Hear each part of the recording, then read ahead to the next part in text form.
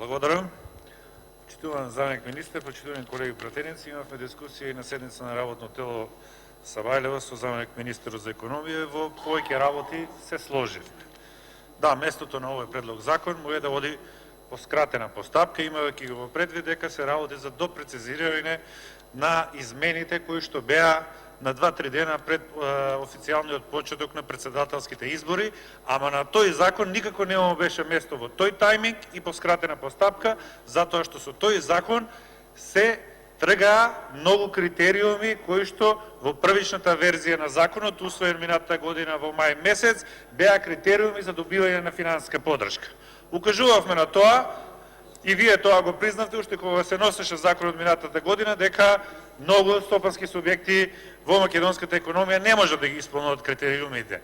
Ама да нема никакви критериуми е давање на средства за стопанските субјекти, на некој начин во многу ситуации фрлање на пари во бунар. Затоа што се сложивте, критериумот раст на вкупен приход никако не може да биде критериум за профитабилност на една компанија. Значи, немаме критериум во смисол раст на производството, раст на извозот, пораст на вработеноста, раст на инвестициите, ако видови на финансиска поддршка во самиот концепт на основниот закон вика зголемување на конкурентноста на пазарот, затоа е замислена финансиската поддршка, освојување на нови пазари, раст на продажбата и така натаму. Кажете ми вие како во ситуација кога влезните цени на суровинскиот состав во една компанија берзански растат и со тоа ќе растат и приходите и расходите. Така, ќе се качуваат цените и на финалните производи. Никаде ние ги немаме расходите. Расходите можат да растат многу повеќе од вкупните приходи. Меѓутоа, тука единствен критериум е раст на вкупните приходи. Компанија која што работела години наназад, профитабилно, остварува профит, го зголемува бројот на вработените, ама нема раст на вкупните приходи. Не може да биде дел од субвенционирањето со средствата за финансиска поддршка на инвестиции и конкурентност.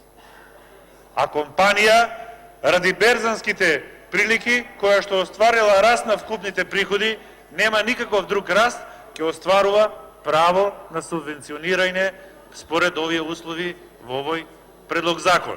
Во ред е кога компаниите не ги исполнуваат условите, односно мал дел, тоа се покажува од извештајот на Комисијата за заштита на конкуренција, дека многу мал е делот на средствата искористени, а предвидени во буџетот за оваа намена во 2018. Меѓутоа, не може со вакви неекономски на некој начин критериуми кои што не покажуваат како критериуми за позитивно работење, и тоа не е гаранција дека тие компании ќе работат профитабилно, ќе остваруваат пораст на извозот, пораст на продажбата, раст на бројот на вработените. Дополнително се овозможува субвенционирање преку овие средства на компании кои што туку се отворени. И пак ќе ја направам паралелата. Што со компанија која 5 години работи профитабилно, а нема раст на вкупниот приход во последната година во споредба со просекот од претходните 3 години, нема да има право нема да ги исполнува критериумите со овој закон, а ќе ги исполнува некоја што туку отворена компанија пред 2 или 3 месеци. Што правиме со вакви критериуми? Нели фрламе пари во бунар? Мене ми е јасно дека вие како извршна власт и оваа година ќе имате катастрофално ниво на реализација на капиталните инвестиции, тоа го покажува кварталот наназад.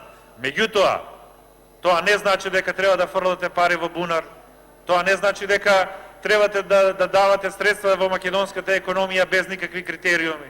Критериум мора да има и секое давање на јавни средства во бизнисот треба да има своје оправдување, треба да има своја кост-бенефит анализа, односно што тоа носи плюс за македонската економија. На крајот на краиштата, за да дојде до вакви измени, кои што ги направите со претходниот закон, имаме ли ние анализа од претходната година во паралела да оди со овој предлог закон, каква е искористеноста на средствата, што тоа значи за македонската економија, колку е растот на производството во тие компании како последица на тоа субвенционирање. Немаме ништо.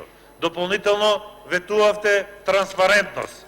Наспроти дискрецијата која што ја критикувавте, ја сатанизиравте во минатото, кога се беше во прашање договорите со компаниите во тир зоните. Меѓутоа, таа дискреција беше адут во битката за привлекување на компаниите, во битката за што поголемо привлекување со земјите од регионот.